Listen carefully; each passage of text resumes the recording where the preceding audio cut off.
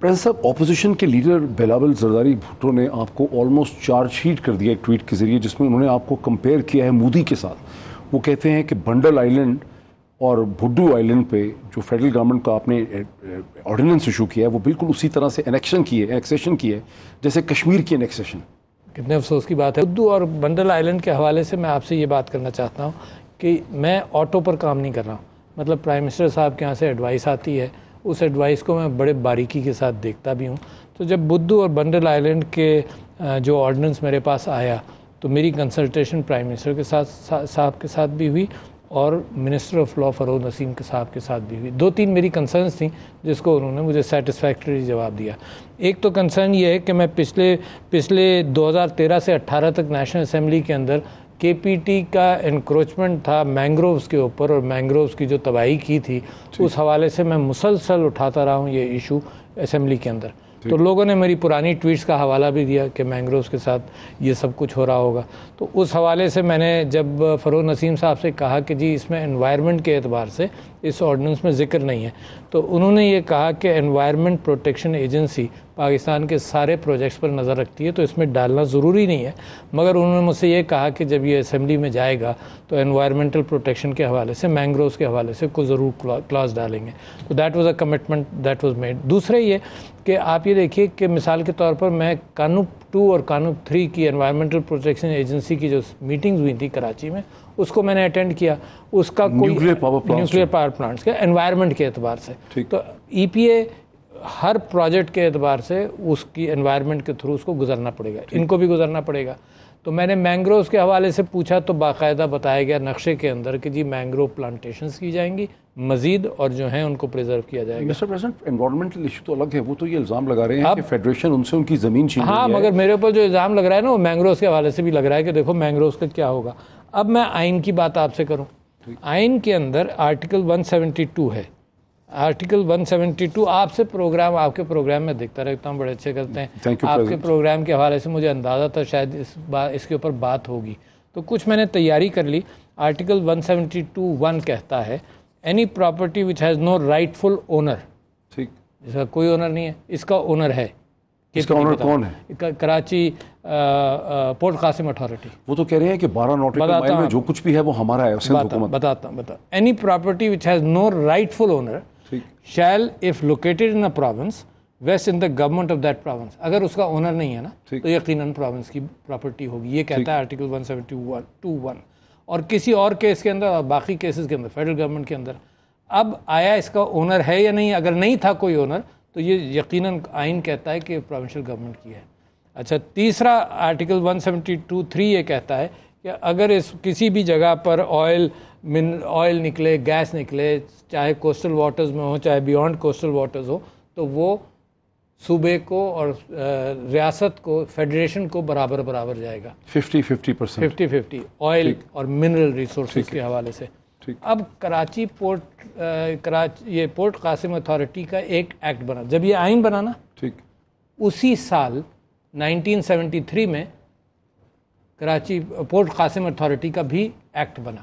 ٹھیک ہے، اچھا، وہ ایکٹ کیا کرتا ہے اس کے بھی میں ایکسرٹس آپ کے سامنے ذرا سے پڑھ دیتا ہوں کہ یہ فیڈرل گورنمنٹ کی انڈر ہے۔ By notification in official gazette یہ ایکٹ بن گیا پورٹ قاسم کا، اور پھر وہ ڈسکرائب کرتا ہے کہ اس میں ہے کیا کیا۔ دی authority shall prepare a master plan, یہ اتھارٹی کو رائٹ دیا جا رہا ہے۔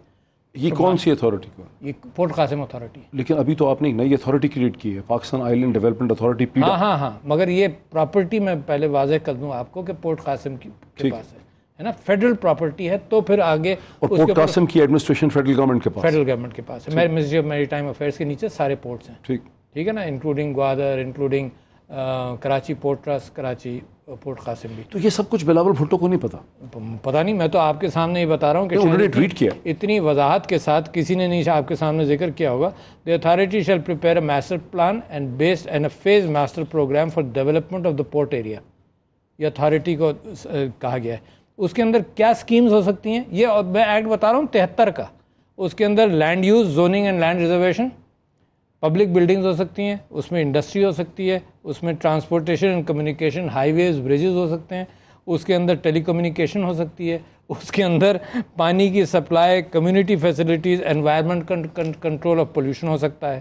پھر یہ ساتھ ساتھ ہے کہ کوئی اور پلاننگ اور ڈیولپمنٹ نہیں ہوگا without permission of the port authority, again ہے نا, تو کوئی اور بھی نہیں کر سکتا unless other than port Qasim authority itself. پھر ہے کہ can enter into and perform all such contracts as may be necessary. تو اس ڈیولپمنٹ کے لیے جو کانٹریکٹس ہوں گے اس میں بھی جا سکتا ہے. اچھا, اور change of use of land اگر پورٹ نے کچھ کرنا ہے تو وہ اتھارٹی ہی کرے گی, کوئی اور نہیں کرے گا. اس میں کوئی سندھ گورنمنٹ کا ذکر نہیں ہے. وجہ ہے کہ وہ اتنا حملہ کر رہی ہے سندھ حکومت, تو فیڈریشن نے ابھی تک اس کا کوئی جواب نہیں دیا. لا منسٹر ڈاکٹر فاروق نسیم نے آپ کی طرف سے میں تو اپنی پرانی ریسرچ بتا رہا ہوں نا, جب میں نے کیا تھا. اب اس کا یہ نقشہ ہے جی بالکل پورٹ قاسم اتھارٹی کا.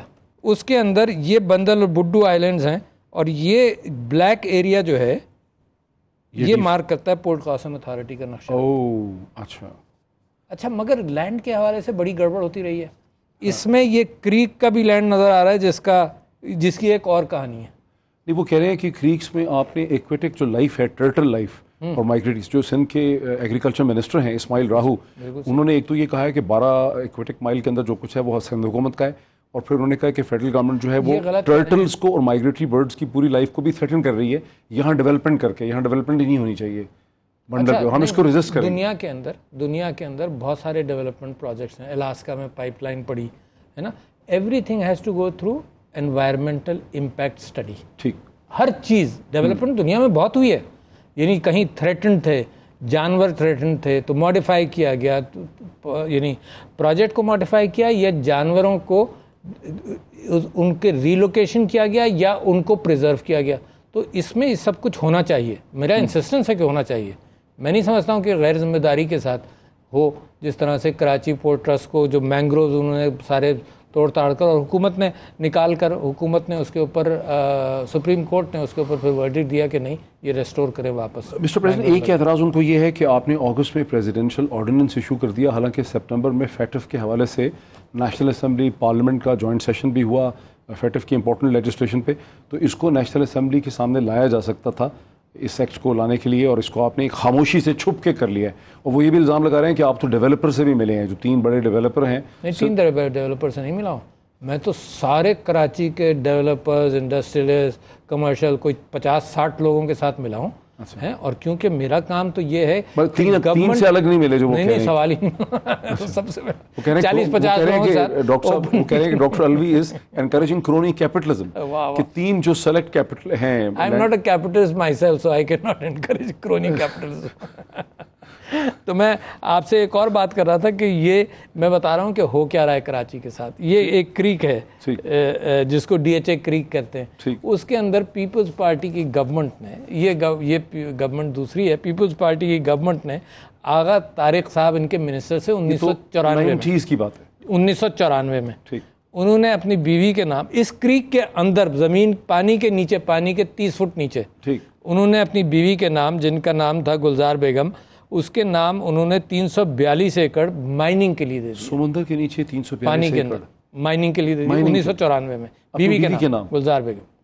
تو کوئی روکنے والا نہیں, آغا طارق صاحب. اچھا نہیں, کوئی روکنے والا نہیں, میں اس کو منسٹر اپنی بیوی کے نام زمین الاٹ کر دے 340 ایکڑ, کوئی پوچھنے والا نہیں. اچھا, اس کے بعد کیا ہوا 1996 میں, یہ یعنی مائننگ کے لیے دیا 1994 میں. 1996 میں سندھ بورڈ آف ریونیو, جو پیپلز پارٹی گورنمنٹ چلی رہی تھی, اس کے اندر سندھ بورڈ آف ریونیو نے اس 342 ایکڑ کو مائننگ سے ہٹا کر ہاؤسنگ, انڈسٹریلائزیشن, کمرشلائزیشن, سب چیز کے لیے کھول دیا. پانی کے اندر ہے, وہ ابھی بھی پانی میں ہے. ٹھیک. اچھا, پھر اس کے بعد ستمبر 1996 میں گلزار بیگم نے اس کو دے دیا, میرینا سٹی کو بیچ دیا. اچھا, ماشاءاللہ. میرینا سٹی کے 3 پارٹنر تھے, 2, ایک محمد تھا, ایک مسعود تھا, اور تیسری جو پارٹنر تھی وہ ان کی ملازمہ تھی. ابھی تک یہ چیلنج نہیں ہوا, ابھی تک نہیں. اب یہ کورٹ کے اندر ہے, کیونکہ کے پی ٹی کہتی ہے ہماری زمین ہے, ڈی ایچ اے کہتی ہے ہماری زمین ہے, سندھ گورنمنٹ کہتی ہے ہماری زمین ہے. تو اس زمینوں کے ساتھ جو کراچی کے ساتھ حشر ہوا ہے نا, دس از ون ایگزامپل.